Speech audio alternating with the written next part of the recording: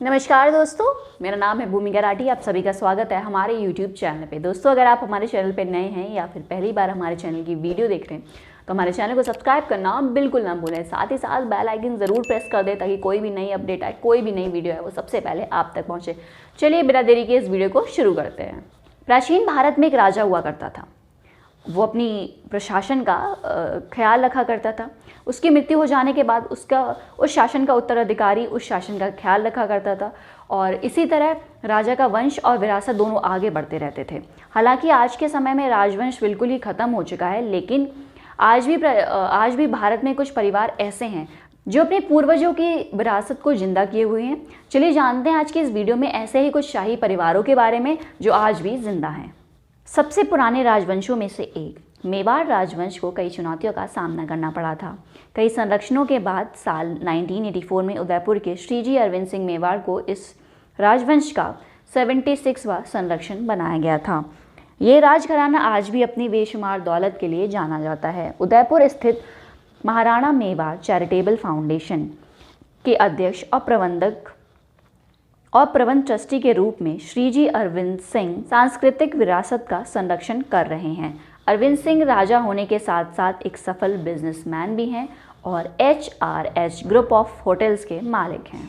अरविंद सिंह की शादी गुजरात के कच्छ की राजकुमारी विजयराज से हुई है। उनकी 2 बेटियां और एक बेटा भी है। अरविंद सिंह और उनकी पत्नी उदयपुर सिटी पैलेस में रहते हैं। पर्यटन इंडस्ट्री में सबसे ज़्यादा सक्सेसफुल माने जाने वाले अरविंद सिंह के पास उदयपुर में एक प्राचीन कारों का संग्रहालय भी है। दूसरे नंबर पर है वाडियार राजवंश का इतिहास। भगवान कृष्ण के यदुवंशी वंश के समय का है। श्री कृष्ण ने एक बार मैसूर राज्य पर शासन किया था। आपको जानकर हैरानी होगी कि सन 1612 में विजयनगर की रानी अलमेलम्मा ने वाडियार वंश को सिंहासन पर जबरन कब्जा करने के लिए श्राप दिया। रानी ने मरने से पहले कहा था कि इस राजवंश के कभी भी बच्चे नहीं होंगे, यानी कि इस राजवंश में जो भी राजा रानियां हैं उनके कभी भी बच्चे नहीं होंगे। तब से लेकर अब तक 400 सालों से वाडियार राजवंश में किसी भी राजा रानी के संतान के रूप में पुत्र नहीं हुआ है। राजवंश को आगे बढ़ाने के लिए परिवार के किसी दूसरे सदस्य के पुत्र को गोद लिया जाता है। वर्तमान में वाडियार वंश के मुखिया यदुवीर कृष्णदत्त चामराजा वाडियार हैं। यदुवीर जी प्रत्यक्ष उत्तराधिकारी नहीं हैं, उन्हें भी इसी परंपरा के तहत गोद लिया गया है। राजकुमार यदुवीर की शादी डूंगरपुर की राजकुमारी त्रिशिका कुमारी सिंह से हुई है। यदुवीर और त्रिशिका कुमारी को एक बेटा है। यदुवीर के चाचा श्रीकांत दत्त वाडियार थे। श्रीकांत मैसूर के प्रसिद्ध रॉयल सिल्क के मालिक थे।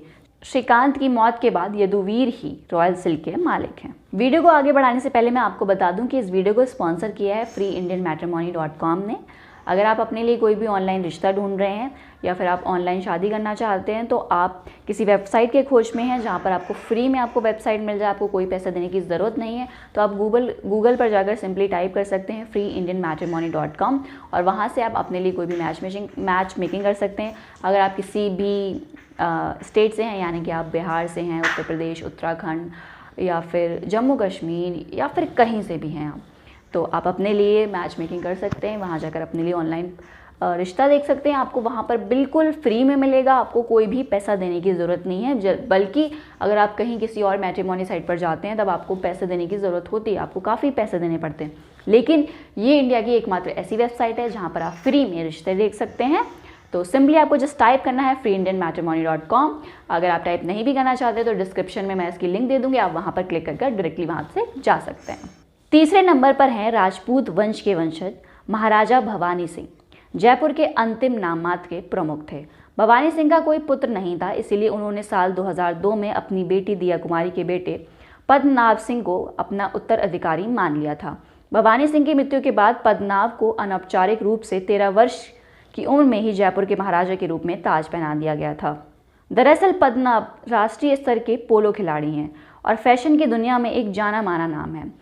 पद्मनाभ पहले ही ऐसे महाराजा हैं जिन्होंने एयरबीएनबी पर अपना निजी स्थान किराए पर दिया है। आपको ये जानकर हैरानी होगी कि जयपुर सिटी पैलेस में एक कमरे की कीमत लगभग 5,70,000 रुपये है। ये सारा पैसा राजकुमारी दिया कुमारी फाउंडेशन को जाता है। चौथे नंबर पर है अलसीसर का शाही परिवार। अलसीसर के शाही परिवार ने खेतड़ी पर अपना शासन किया था। वर्तमान में इस परिवार के मुखिया महाराजा अभिमन्यु सिंह हैं। राजस्थान के शाही परिवार के जयपुर और रणथंभौर में महल हैं। यही नहीं, अभिमन्यु ने अल्सीसर पैलेस को एक शानदार हेरिटेज होटल में बदल दिया है। अभिमन्यु काफ़ी लोकप्रिय हैं क्योंकि वे मैग्नेटिक फील्ड फेस्टिवल के कोऑर्डिनेटर हैं और अभिमन्यु को पार्टी प्रिंस भी कहा जाता है। 5वें नंबर पर है जोधपुर का शाही परिवार। जोधपुर पहले राठौरों द्वारा शासित था।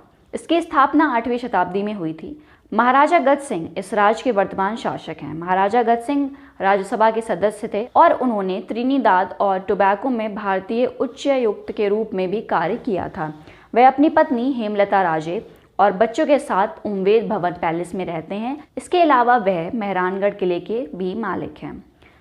यह भी बता दें कि उम्मेद भवन दुनिया के सबसे बड़ी निजी आवासों में से एक है। इसका एक हिस्सा टूरिस्ट के लिए खुला है और बाकी महल का प्रबंधन परिवार के साथ साझेदारी में ताज ग्रुप ऑफ होटल्स द्वारा किया जाता है। 6 नंबर पर है बड़ौदा के गायकवाड़। गायकवाड़ ने 18वीं शताब्दी की शुरुआत में ही बड़ौदा में सत्ता संभाली थी। महाराजा रणजीत प्रताप सिंह गायकवाड़ की मृत्यु के बाद उनके पुत्र समरजीत सिंह उत्तराधिकारी बने थे। साल 2012 में उन्हें लक्ष्मी विलास पैलेस में महाराजा का ताज पहनाया गया था। जब वे सिंहासन पर बैठे थे तो उन्होंने अपने चाचा संग्राम सिंह गायकवाड़ के से मिलकर 20,000 करोड़ रुपए से अधिक के कानूनी विरासत के विवाद को सुलझाया था। इस सौदे में समरजीत सिंह को मोती बाग स्टेडियम, महाराजा फतेह सिंह संग्रहालय, 187 कमरों वाला लक्ष्मी विलास पैलेस, राजा रवि वर्मा की पेंटिंग और अन्य शाही सामानों सहित 600 एकड़ की अचल संपत्ति का स्वामित्व भी मिला था। वह गुजरात और बनारस में 17 मंदिरों के ट्रस्टों का प्रबंधन भी करते हैं। तो दोस्तों बस यहीं तक थी हमारी वीडियो। कैसी लगी आपको हमारी ये वीडियो? अगर वीडियो पसंद आई हो तो वीडियो को लाइक करना बिल्कुल ना भूलें। साथ ही साथ अपना कमेंट ज़रूर करें। और अगर रॉयल फैमिलीज़ के बारे में आपको नहीं पता होगा तो शायद आप इस वीडियो से थोड़ा उनके बारे में जान पाए होंगे। तो अगर थोड़ी भी आपको हमारी वीडियो इन्फॉर्मेटिव लगती है तो अपने दोस्तों के साथ ज़रूर शेयर कीजिए और कमेंट करना बिल्कुल ना भूलिए। मिलते हैं अगली वीडियो में, तब तक के लिए नमस्कार।